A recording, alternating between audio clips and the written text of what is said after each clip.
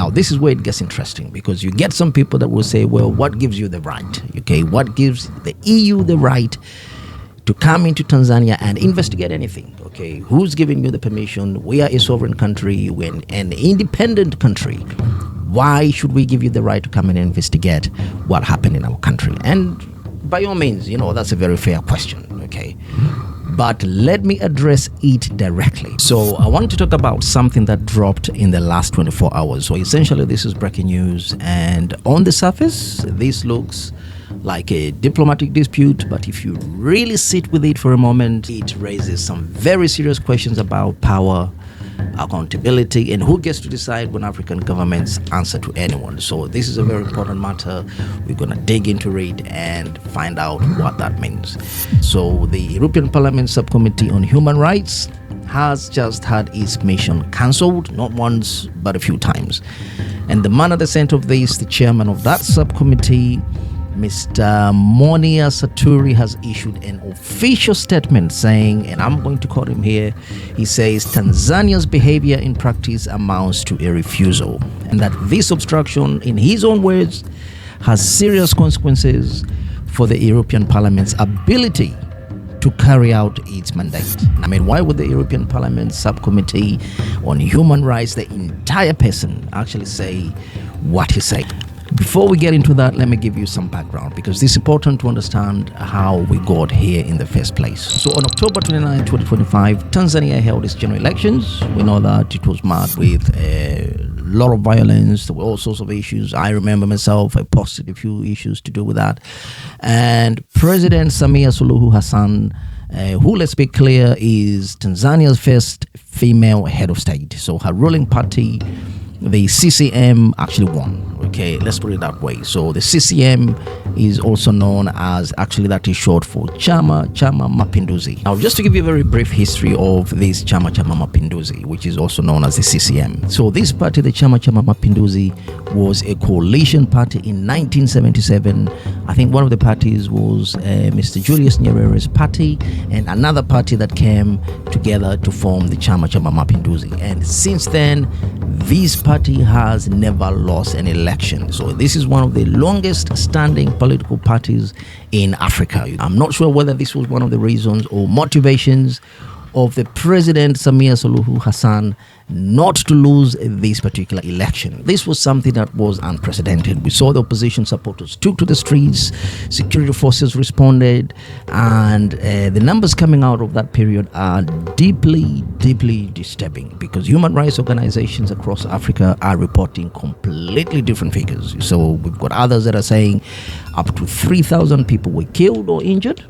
Okay, there are reports by the BBC as well that are saying, there are mass graves, and the BBC, I think they're putting the number to about 500 deaths. But either figure, if you really look at it, is definitely catastrophic, because one death is one too many. It doesn't matter, people shouldn't really die because of elections, and what we saw in Tanzania, in TZ, was unprecedented. So we saw the group that came all the way from Kenya to come and assist their brothers and sisters at the borders of TZ. So that was a very good gesture of Kenya for ground. They came to assist, and because what happened was something that was really sad to watch. And this is where we saw the main opposition leader, Mr. Tundu Lissu, who is the head of Chadema, which is an opposition group. This man was arrested. He was barred from participating in these elections. And I think this is one of the reasons that precipitated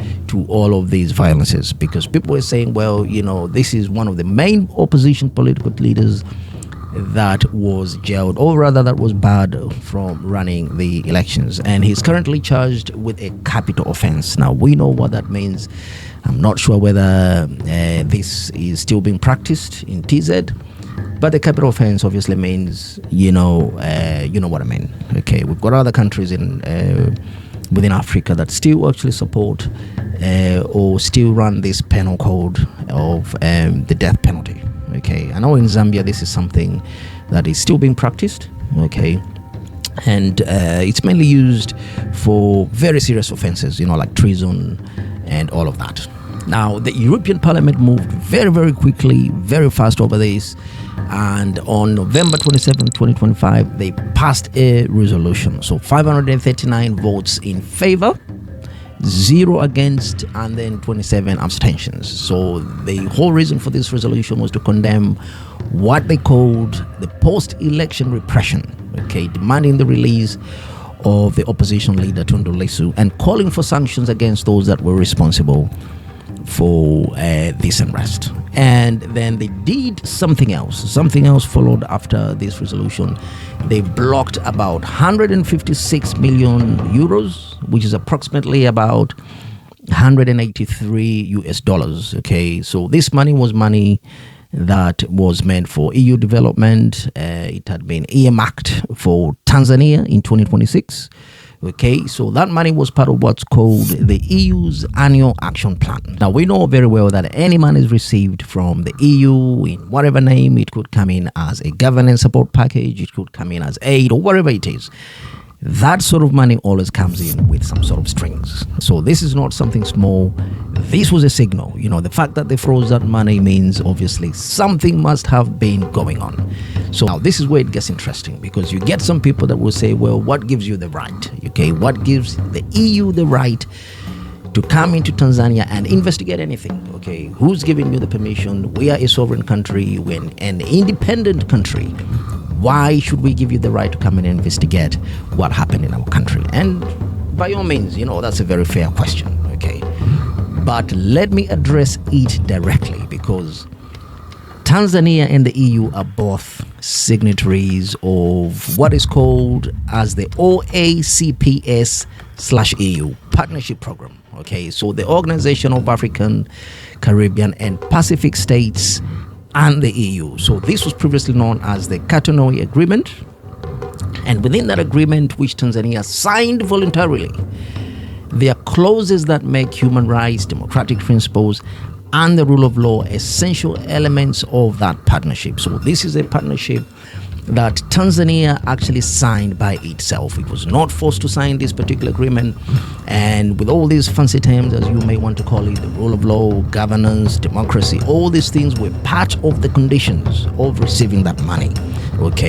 So what that means practically is this: if you're receiving EU funding, and Tanzania has been receiving a substantial amount of this EU developmental aid over the years, then the EU as the funding body has a contractual right. It's called the obligation to come and scrutinize how that money is being used within that framework. So if you really ask me, this is not colonial intervention dressed up in legal language. This is actually standard in international development law, because you put your signature on that dotted line to say, we will observe the rule of law, we will observe good governance, we will do all these things that we're supposed to do in exchange for money.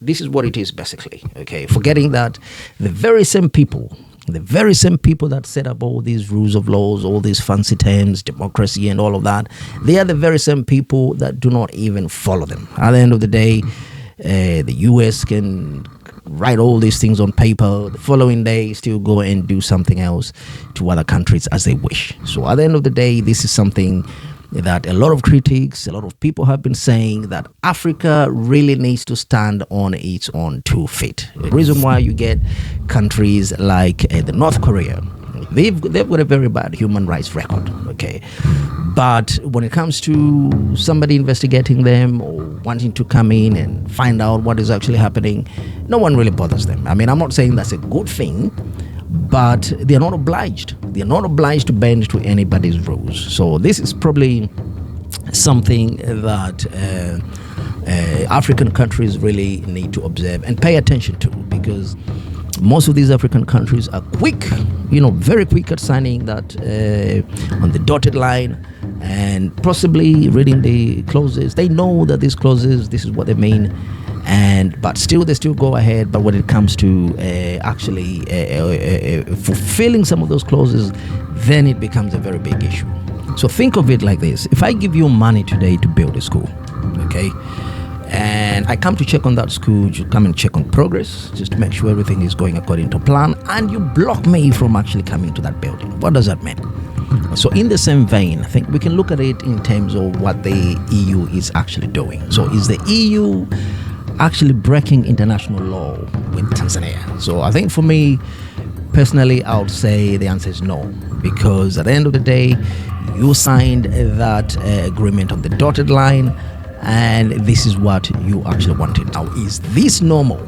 Okay, this is very much normal, because this is what they chose to do. They signed on the dotted line to say that they were going to be receiving funds in exchange for all these fancy words, like we say, the rule of law, democracy, and everything else. So within the framework of conditional aid agreements, this is what they did. But is it perfect? Okay, the answer was probably no. So this is not a perfect arrangement, but Tanzania's own government signed up to this agreement, and that is the baseline. It's non-negotiable, and that's the reason why there's a lot of pressure from the EU to basically come and see what is actually happening. So I'm really interested to know, how are we framing this? Are we framing this as interference? Is this what you call as typical interference by the West? Or is this a typical example of non-compliance? You know, basically Tanzania not wanting to comply with something that they really know that they should comply on. So at the end of the day, this is an issue. This is a very contentious issue for a lot of people, and particularly people like us, you know, looking at things from the outside, or other people that talk about geopolitics. This is an issue that they'll say, well, Tanzania actually brought this on itself. Okay, they signed on that dotted line in exchange of the funds, okay, to make sure that they follow this rule of law, governance, and everything else. Personally, I think there are two narratives. Okay, the first narrative says this is EU interference in African sovereignty. Okay, this is what you get from a lot of people, and I understand why people reach for that sort of framing. Okay, the history is there, the wounds are there. We know there's always been colonialism. There's always been issue to do with the Western countries actually interfering with African countries. This is something that, and we've seen it. So there's no doubt about that. So if an African country, if TZ wants to play that card, it can easily play that card, and people will feel sorry for Tanzania. But the truth of the matter is that they signed on that dotted line, and that is non-negotiable. And here's why I'm going to push back slightly on this issue, because Tanzania did not refuse the EU partnership. Okay, Tanzania did not refuse the money. It got the money, and it's been getting a substantial amount, like we said. What Tanzania is actually refusing is the scrutiny that comes with that sort of partnership. And those two things cannot be separated. Okay, so this is what we said, you know, you can't have the cake and eat it too. You know, once you eat the cake, that is it, that is gone. Because at the end of the day, you know, TZ knew about all this, you know, they signed on the dotted line, and you gave your soul away, basically. That's what it is in simple terms. So, so when the EU subcommittee first tried to visit in February 2026, you know, recently, we're talking about a couple of months ago, Tanzania said, wait, our National Commission of Inquiry is still working on this particular issue. Give us time. That is what they said. And, you know, obviously the EU committee said, well, fair enough, we can give you some more time. And they agreed to wait. Okay, so they rescheduled that for the end of May. And this is why I'm saying this is breaking news, because at the end of the day, this is in May, okay, and again, they've been pushed back by the Tanzanian government. Okay, so the Commission of Inquiry presented its findings on the April 24, 2026. I think the person that is heading this particular effort or this inquiry is, what's his name again? Mr. John Chanda or Mr. John Chande. So now, obviously, when the findings were submitted on the 24th of April 2026, there were no more excuses. All those excuses were gone. And still without any new justification, Tanzania still cancelled the May visit entirely. And this is now where we've seen Tanzania is now all over the papers, all over the media, saying they've cancelled this May visit, the much anticipated visit to come and see what actually happened. So obviously when you write a report, when you publish it, it doesn't mean that that report is correct. So what normally happens, you put up an inquiry, people have to come and verify and see whether what you've written in that particular report actually reflects the truth of what actually happened. So what the government did is it didn't just cancel the meeting for the EU people to come in. It also cancelled part of the visit relating to civil society groups, because they were going to come and see the civil society groups within the country. You've got the human rights defenders, you've got the African Court on Human Rights, the People's Rights. And believe it or not, this is actually based in Arusha, in Tanzania itself. But so obviously, this is where it becomes very, very suspicious, because you see, when you are not open to such kind of activities, this is where people are assuming the West. Okay, now we've talked about those 3,000 deaths. Other people, the BBC, like I said, is talking about 500 deaths. But now people are thinking, could this be even more? Are we talking about more than 3,000 deaths? So what's the situation? So there's definitely a cover-up. Okay, so this is definitely a cover-up that is not looking great on Suluhu's government. So if we try to look at these from a geopolitical lens here, what is really happening in Tanzania? And for me, it is this. I'm going to explain very quickly about what I think about this. So Tanzania is trying to play both ends, basically. Okay, on the one hand, you've got the Foreign Minister Mahmoud Tabit Kombo. Okay, this man flew to Brussels recently on January 29th, 2026 for high-level talks, diplomatic language.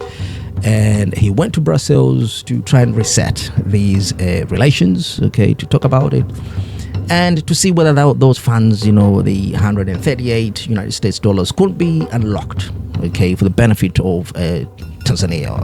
Obviously, as you know how diplomatic relations are, there's always going to be the optics of engagement, the handshakes and all of that, in the hope that obviously that would translate into cooperation. It was going to translate into them being transparent and doing the right thing. And on the other hand, Dar es Salaam is blocking every practical mechanism that would allow any independent verification of what actually happened on those streets after October 29th.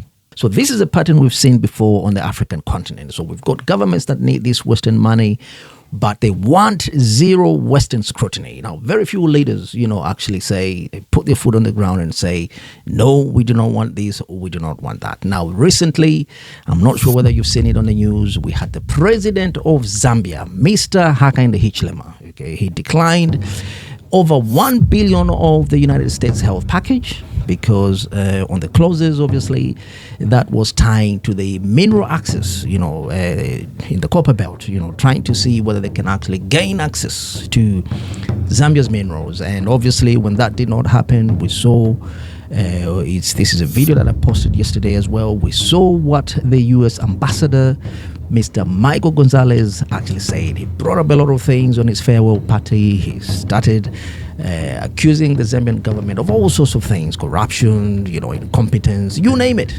Okay, all sorts of things. And so this is what we're saying, when you get a leader like that, okay, and kudos to President HH. He said, well, this does not align with our principles currently. Right now, Tanzania is not just dealing with the EU, okay, it's dealing with the African Union's own human rights framework. He's also watching. Okay, so within the African Union, we've got the Human Rights Watch. Okay, he's looking at these things. And within TZ as well itself, we've got the African Court. Okay, he's in Arusha, he's watching.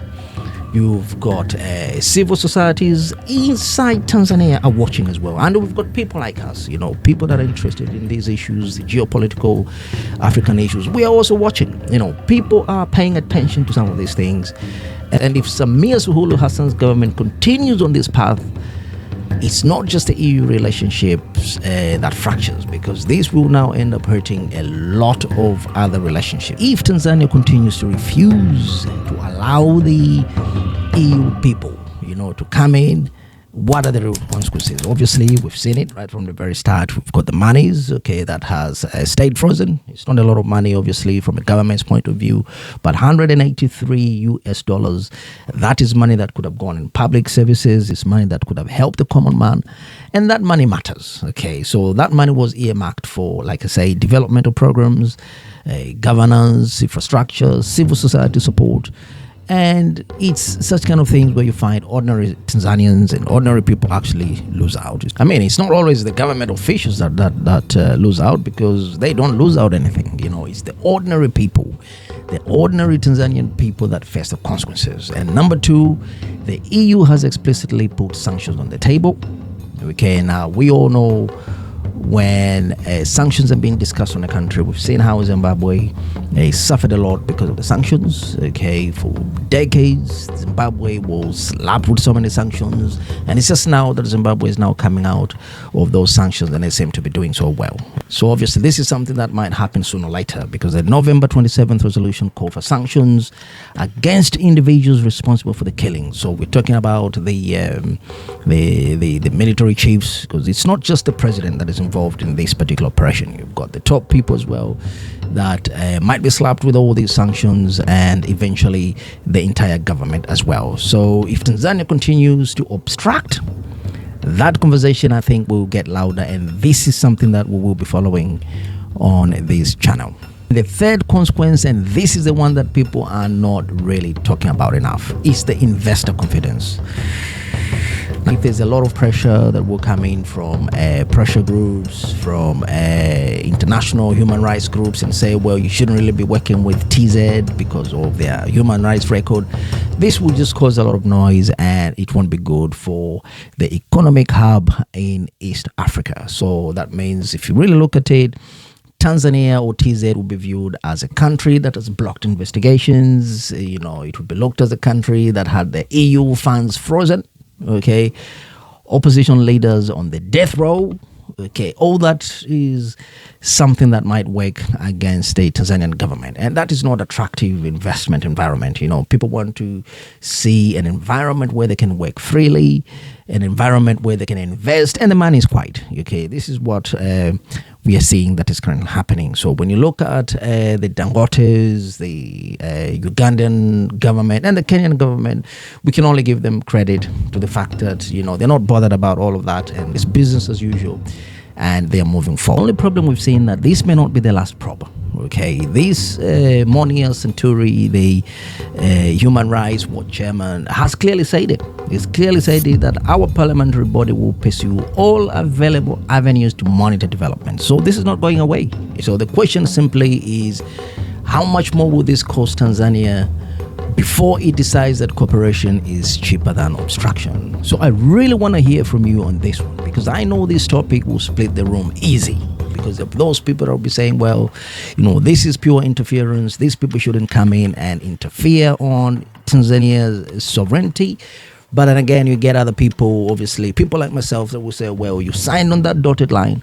Okay, you were quick to get that money, and not once, but over the years, you've been getting this money. And now when it comes to Western scrutiny, the very same people that want to scrutinize you for getting this money, then you are blocking them. Now, the only bad part is that Western influence will always be an issue for as long as these African countries continue to chew money from the West. So this is something that African countries really need to take very, very seriously. So let me know what your thoughts are below. And for those of you that are joining me for the first time, my name is NB, and this is War We Are Reclaiming. See you next time.